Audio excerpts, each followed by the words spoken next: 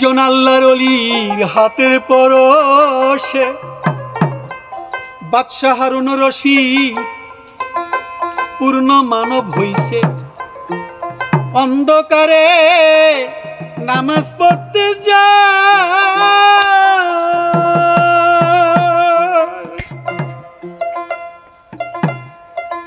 এই খলিফা ফজাইল ইবনে আল্লাহর ওলির বাড়ি দেখা করতে গেছে শীঘ্র করি। এই বুজুর্গ হারুন রশিদ বাদশাকে হাত ধরে কয় নামাজে দাঁড়া। একজন খাঁটি মানুষ পাওয়াই বড় ভার। আল্লাহ গো প্রেমিকি মানুষ পাওয়া বড় ভার।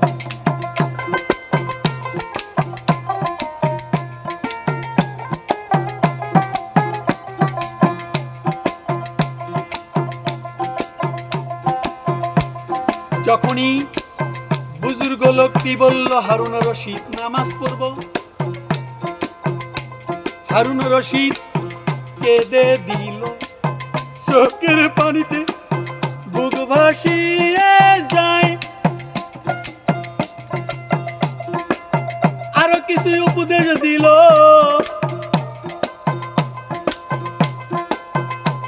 নামাজে সালাম ফিরাইল, বলল আপনার পূর্বপুরুষ আব্বাস নবীর চাচা ছিলেন ও পরিচয় দেই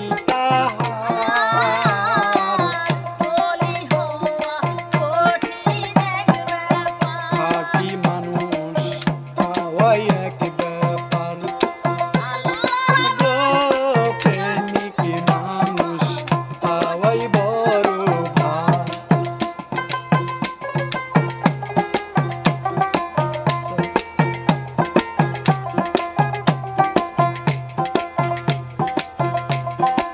ফজাইল ইবনে আজ বললেন, হে হারুন রশিদ তুমি কান্দো কেন? বলে আমি কেন কান্দি? আপনার পূর্বপুরুষ নবী করিম সাল্লাল্লাহু আলাইহি সাল্লাম চাচা ছিলেন আব্বাস। একদিন রাসূলুল্লাহ সাল্লাল্লাহু আলাইহি সাল্লামকে আব্বাস বললেন, আপনি আমাকে কোন কওমের সর্দার করে দিন, কোন সম্প্রদায়ের সর্দার করে দিন। রাসূলুল্লাহ সাল্লাল্লাহু আলাইহি সাল্লাম বললেন, চাচা আমি আপনাকে আপনার নফসের সর্দার করে দিলাম, কেননা আপনি এক মুহূর্তকাল আল্লাহর ইবাদতে মশগুল থাকা মানুষ সহস্র বছর আপনার অনুগত্য করা এবং আপনি তাদের উপর কর্তৃত্ব করার চেয়ে উত্তম হবেন। কেননা এই দুনিয়াতে কর্তৃত্ব করা পরকালের লজ্জিত হওয়ার কারণ হবে। হারুন রশিদ বললেন, আরো কিছু উপদেশ দিলে শুনতাম আপনার মুগ্ধ হলে। আরো বলল, ওমর ইবনে আব্দুল আজিজ খেলাফতির ভার আসন ছিল ভার, আসনে বসে আব্দুল্লাহ রাজ্যে ইবনে হায়ানি মুহাম্মদ ইবনে তার আপকে ডেকে বললেন বারবার, খিলাফতের দায়িত্ব নিজে স্কন্ধে নিয়ে পড়ছি যে এটা থেকে উদ্ধার পাওয়ার হবে কি ব্যাপার? ওমর কয়, এটা থেকে উদ্ধার হওয়া কি ব্যাপার? প্রেমিক মানুষ পাওয়া কঠিন বার। ও আমার আল্লাহ গো, প্রেমিক মানুষ পাওয়া কঠিন বার।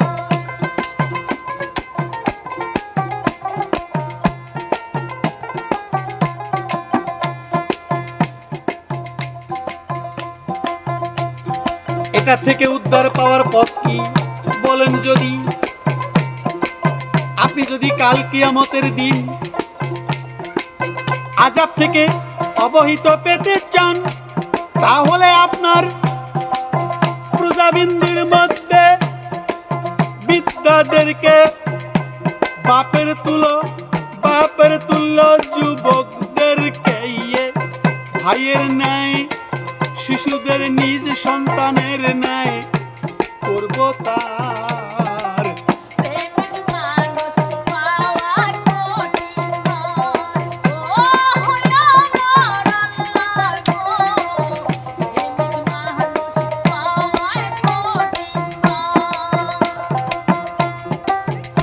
হ্যাঁ, খেলাপথের দায়িত্ব নিজ স্কন্ধ নিয়ে বিপদে পড়েছি, এটার থেকে উদ্ধার পাওয়া পথ আমাকে বলে দিন।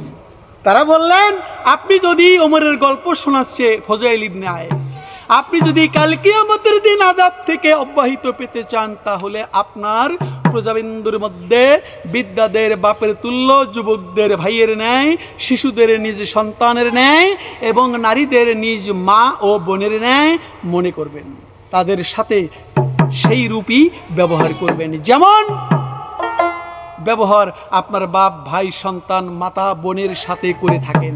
খলিফা হারুন রশিদ বললেন, আরো কিছু নসিহত করুন হে ফজাইল বুজুর্গ।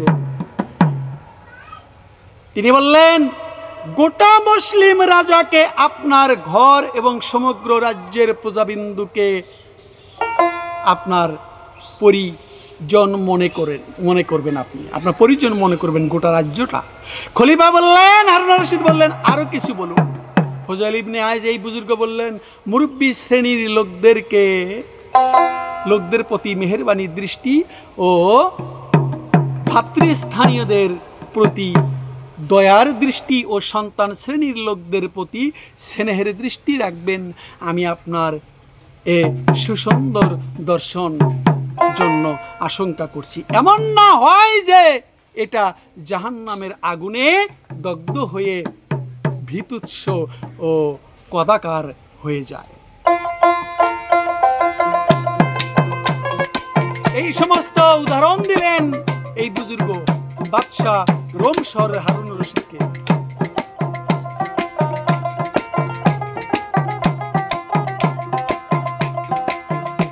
বহু সুন্দর চেহারা সেই দিন জাহান্নামে যাবে, অগ্নিতেই জ্বলিবে জ্বলিবে, কদাকার হয়ে যাবে দোজখের ভিতর। বহু আমির ব্যক্তি সেদিন জাহান্নামে যাবে, কয়াদি হইবে। হারুন রশিদ বললেন, আরো কিছু বলুন, পবিত্র কথা শুনিতে ইচ্ছায় আর।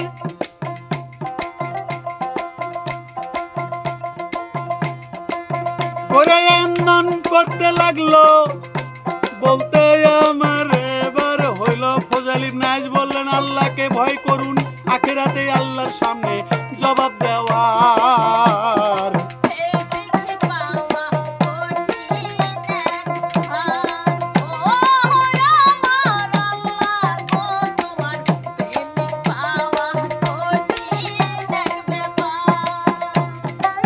কিয়ামতের দিন আল্লাহ পাক আপনাকে প্রত্যেকটি মুসলমান প্রজার সম্বন্ধে জিজ্ঞাসা করবেন, হে বাদশাহ হারুন রশিদ, তুমি কি করেছিলে? তখন তুমি কি বলবে? তাই আল্লাহর দরবারে আপনার বিরুদ্ধে কেউ যেন নালিশ না করে। এই কথা শুনে হারুন রশিদ আরো স্থির হয়ে আরো কান্দানি করতেছে, কেঁদে কেঁদে চোখটা ফুলে ফেললো। ফজল বারামা কি বললেন, হে আল্লাহর বুজুর্গ, ক্ষান্ত হন, আপনার মুখের কথা শুনে বাদশাহ হারুন রশিদ অজ্ঞান হয়ে যাবে। আপনি আমিরুল মুমিনিনকে মেরে ফেলবেন নাকি? ফজাইল ইবনে আয়েস বললেন, হে হামান, চুপ থাকো, তুমি এবং তোমার দলের লোকেরাই তো আমিরুল মুমিনিনকে হত্যা করেছো, সর্বনাশ। তখন বলল, আমি নয়। এতে খলিফা হারুন রশিদের সেই রোদনের মাত্রা আরো বেড়ে যায়। এর ফজলকে বললেন, তিনি তোমাকে হামান এজন্য বলেছেন যে আমাকে তিনি ফেরাউনের স্থানে মনে করেছেন। এরপর খলিফা হারুনুর রশিদ প্রশ্ন করলেন, আপনার কোনো ঋণ আছে কি না? ফুজাইল ইবনে আইয়াজ বললেন, হ্যাঁ রয়েছে। এরপর খলিফা হারুনুর রশিদ সেই ঋণ শোধ করে দিলেন। তার ইবাদত করাই আমার এই রূপ ঋণ, তুমি ইবাদত করো, এটাই আমার ঋণ।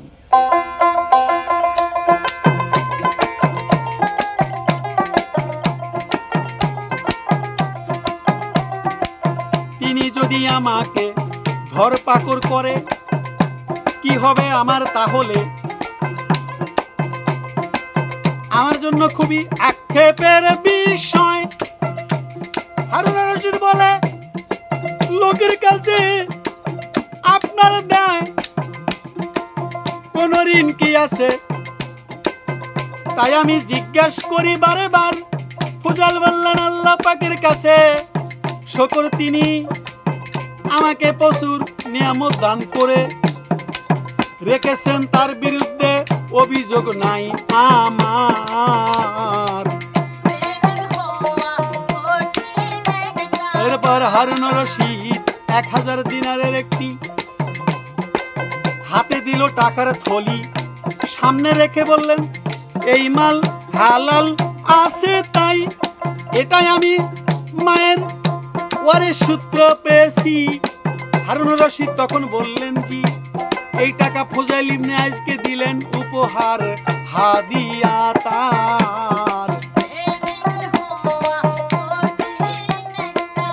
বললেন, হারুনুর রশিদ বাদশাহ বললেন, 1000 দিরহাম আপনাকে আমি উপহার দিলাম, এটা আমার মায়ের ওয়ারিশ সূত্রে আমি পেয়েছি মায়ের। এই বললেন, হ্যাঁ, আমার এত নসিহত আপনার উপর কোনোই ক্রিয়া করলো না, এত নসিহত করলাম, আপনি এখনই জুলুম এবং অবিচার শুরু করলেন, তাই না?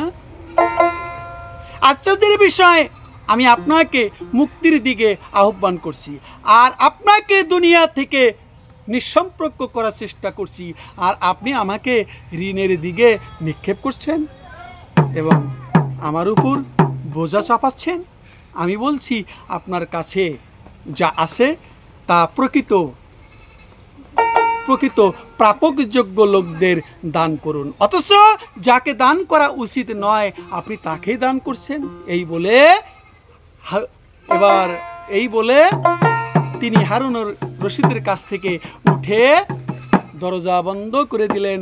হারুনুর রশিদ বাহিরে এসে বললেন, হ্যাঁ, কেমন খাঁটি মানুষ, বাস্তবিক পক্ষে ইনি সত্যিকার একজন মানুষ।